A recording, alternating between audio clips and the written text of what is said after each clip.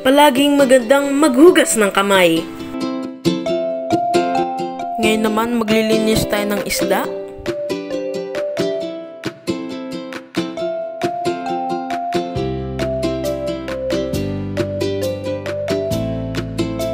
Sorry, nakalimutan ko i-video ang part na ito, pero dito naglilinis kami guts ng isda.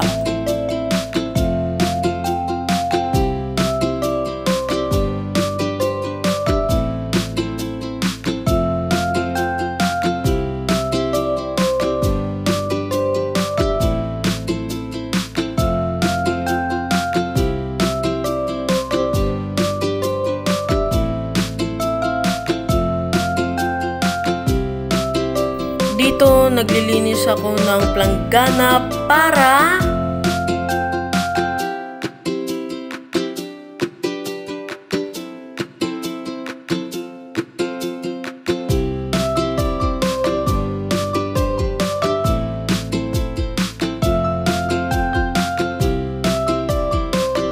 sirit na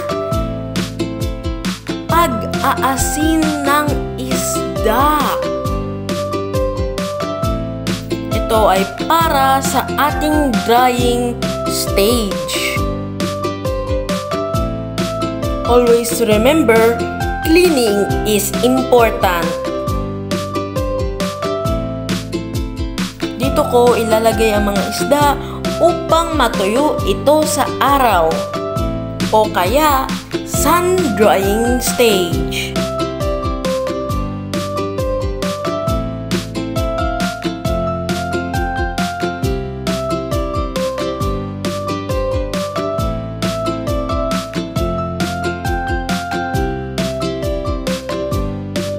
Dito naman sa araw, dinahin namin ito ng 3 hours.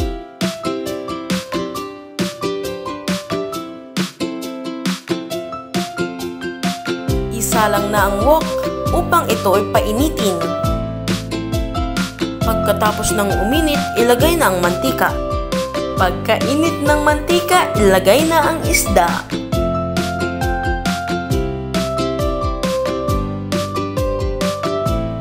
Dapat ito ay crispy on the outside and soft in the inside.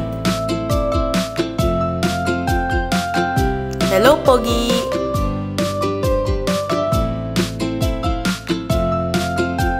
Ay, ang sarap! Balatan ang karot.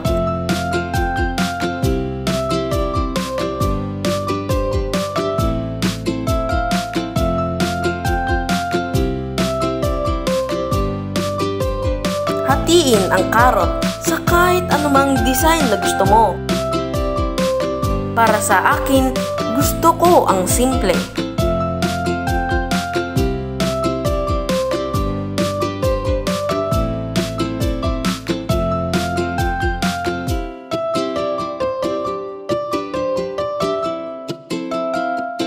Kapag tapos na, ilagay na ito sa iyong pressure cooker. Kasama ang sili, isda, at para sa akin, masarap itong lagyan ng relish. Dito na natin ilalagay ang ating oil. Ang ginamit ko ay corn oil. Dito nilagay na ni Mama ang pressure cooker sa kalan. Pagkatapos ng 2 hours low flame, ito na ang resulta. Ito na ang ating kinakakahintayan. Ilalagay na natin ito sa ating can.